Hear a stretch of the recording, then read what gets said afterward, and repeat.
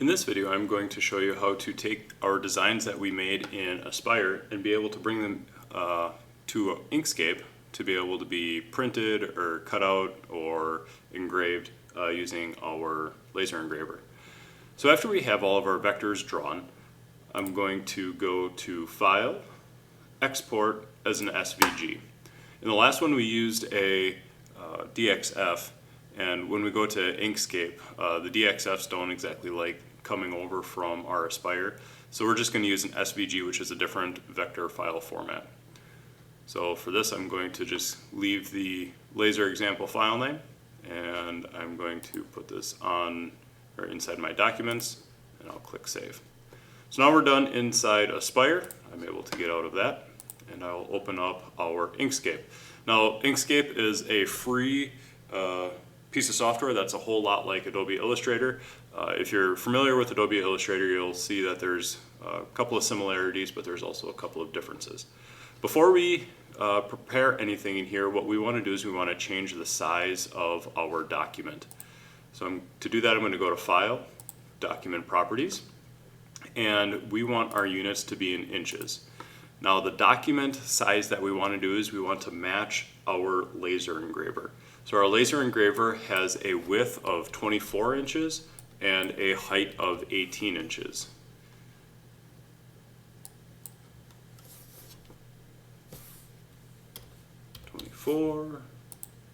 by 18. So after we've done that, we can close that down, and we are able to import that SVG that we had. So I'm going to go to Documents, Laser Example, and click Open. And you'll see that our SVG was brought in. Now, seeing that this is the size of our laser engraver bed, what I want to do is I want to be able to position these so that they are right up in the corner exactly where my part is going to be. So from this, before I can start changing the different colors and preparing this, I want to ungroup everything, because this comes in as one large SVG group. So to be able to do that is that when I have that selected, I right click and click on Ungroup. So once I've done that, we can see that it's still has those grouped together, it still has those grouped, it still has some of that grouped. And what we want to do is we want to make sure that these are in separate groups. So this one, I'm going to ungroup these so that this is all separate, that's one, and our cutout outlines are one. The reason we brought this into Inkscape is we have to change the colors and the line weight of all of our vectors. And how we do that is we click on the vector that we need to change.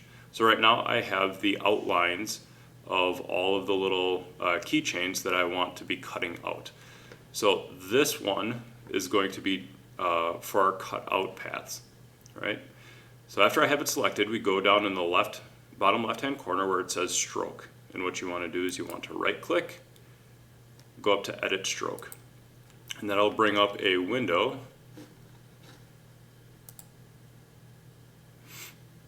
in just a second.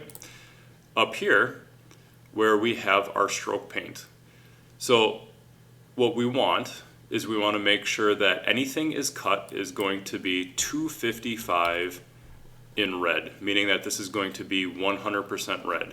So to be able to do that, we have our R value for our RGB is going to be 255. Our G value for our RGB is going to be 0. Our blue value for RGB is going to be 0. And our alpha or our opacity is going to be 255 all the way up. So that's where we change the color. To change the stroke style, we want to change our width to inches, and we want to make sure that our width is going to be 1/1000th of an inch, or 0.001. And when we hit enter, everything gets very fine, right? The next thing I'm going to do is we have 4 different keychains here. We have some text that's a stencil that I want to cut out. We have a bass that I want to engrave that I got from a vector. We have a W that I did a bitmap trace, and then we also have a logo that I also imported. So this is going to be cut out. So to be able to do that is I just highlight it, and we still have our fill and stroke tool out here. Remember, to be able to cut through it, I'm going to type in 255 for our red. And for my stroke, I'm going to have that at 0.001 inches. So I hit enter, and now the brill along with our name tags are going to be cut out. The last ones that I need to cut out are the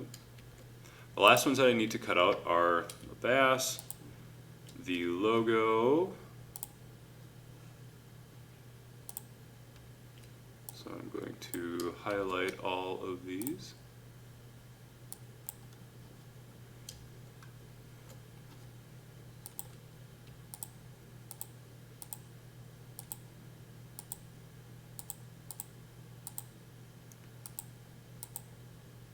And to be able to engrave these, I'm going to select the same thing as we did for cutting out